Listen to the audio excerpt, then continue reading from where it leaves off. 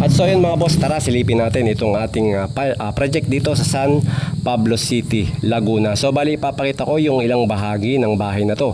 So yung full video ng bahay na to ay i-upload ko once na matapos na yung mga ilang natirang gawain sa loob. So may mga natira kasing ilang glassworks and then mga konting retouching, kutkutin.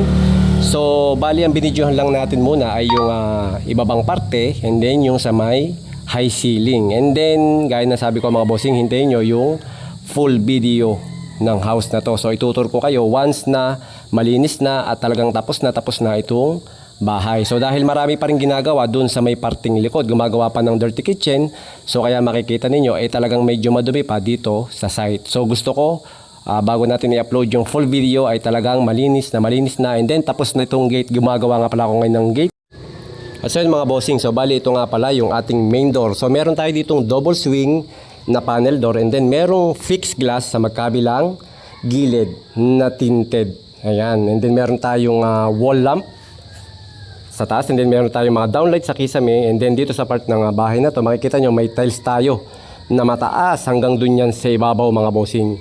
And then yan, meron na rin tayong tempered glass. So tara, pasukin natin ng loob mga bossing. Ayan, so pagbungad nga natin dito sa ating loob ng bahay, makikita nyo agad yung ating living room. Ayan, so meron tayo ditong napakagandang kisame. Yan, simple lang siya, cove ceiling design na may PVC panel. And then may fan. And then ito yung ating TV console. Ayan mga bossing. So kita nyo may mga open shelves yan. And then may mga ilaw pa yan mga boss. And then ito, yan hindi pa tapos. Lalagyan pa rin natin ng WPC fluted cladding yung sa ating panel board. Ayan, para hindi siya makitang may panel board. Ayan, so nakikita nyo mga bossing, napakaliwalas itong bahay. Ito yung ating hagdanan na planks. Ayan. And then meron din siyang handrail na kahoy. So makikita nyo mga bossing, ang ganda ng pagkaka-varnish. Ayan. So mahogany wood yung ginamit natin dito. And then ang kulang na lang dito ay yung ating tempered glass.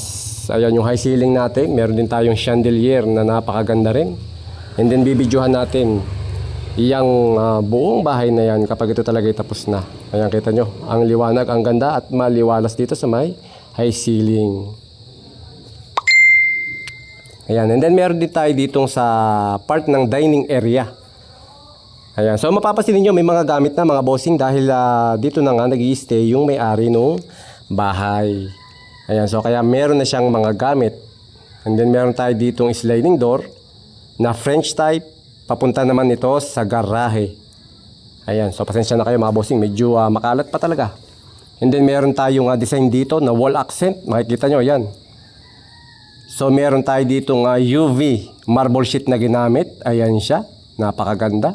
And then meron din siyang WPC fluted panel na napakabahal. 3,300 ang isang piraso ng fluted panel na yan.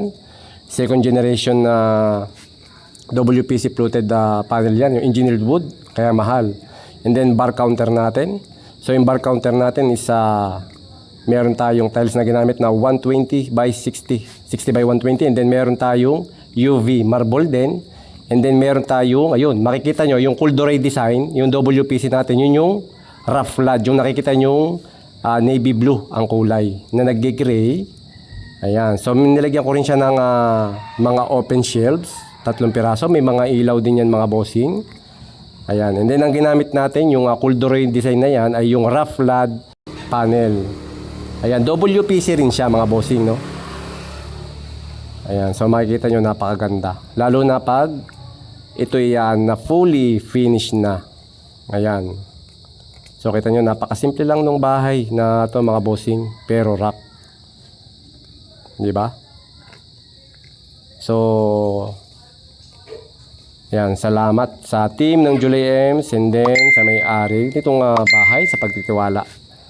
So kahit medyo hassle, may konting stress, pero ayan, nagawa pa rin ng ayos naman yung bahay. And then ito yung cabinet natin. So yung cabinet natin, same yung tiles na ginamit natin sa bar counter. And then yung ating cabinet na yan is marine plywood Santa Clara. So bali ito naman yung high ceiling na part ng bahay. So nandito tayo sa second floor. Ayan, ito yung itsura niya mga bossing. Meron din tayong mga cove ceiling design, and then meron ditong sliding door. Ayan, papunta sa terrace, and then ayun, makikita nyo may wall accent din, nakatulad sa baba. Ayan, so may 2 rooms sa taas.